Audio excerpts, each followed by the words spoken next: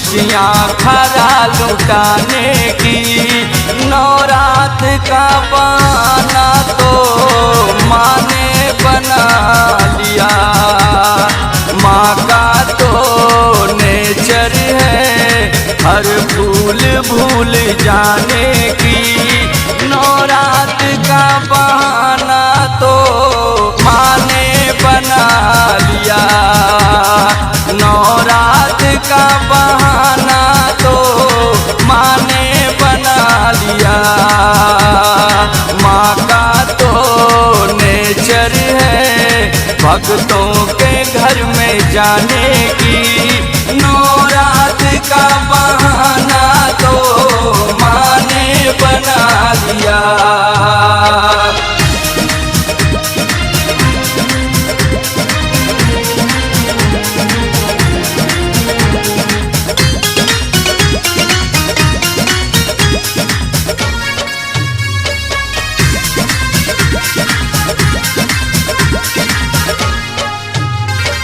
जिस आंगन माँ पाँव धरे उस सर पर माँ हाथ धरे। उस सर पर माँ हाथ धरे। जिस आंगन माँ पाँव धरे उस सर पर माँ हाथ धरे। जहाँ जोत बन बैठ गई वो नगरी गुलजार करे। माँ की तो आदत है खुशियाँ खरा लुटाने की। नवरात का बहाना तो माँ ने बना लिया। नवरात का बहाना तो माँ ने बना लिया।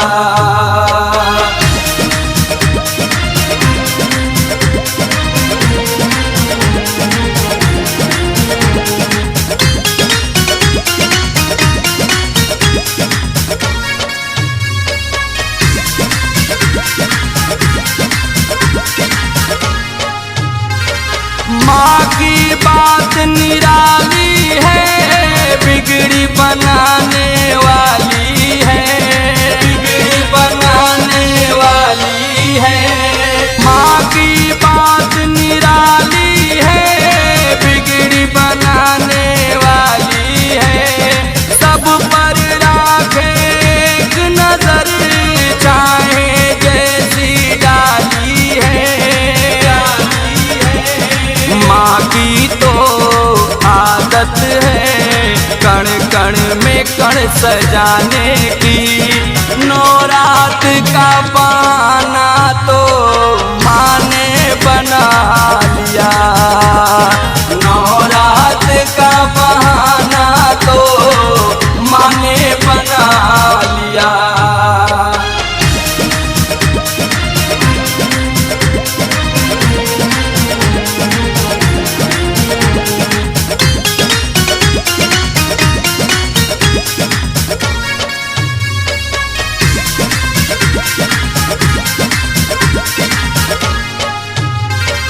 गाँव शहर जगराता है जग जय माता गाता है। जग जय माता गाता है। गाँव शहर जगराता है जग जय माता गाता है। बड़ा ही अद्भुत माता से भगत बनाया नाता है। माँ की तो आदत है भोगदास हाथ पाने की। नवरात का बहाना तो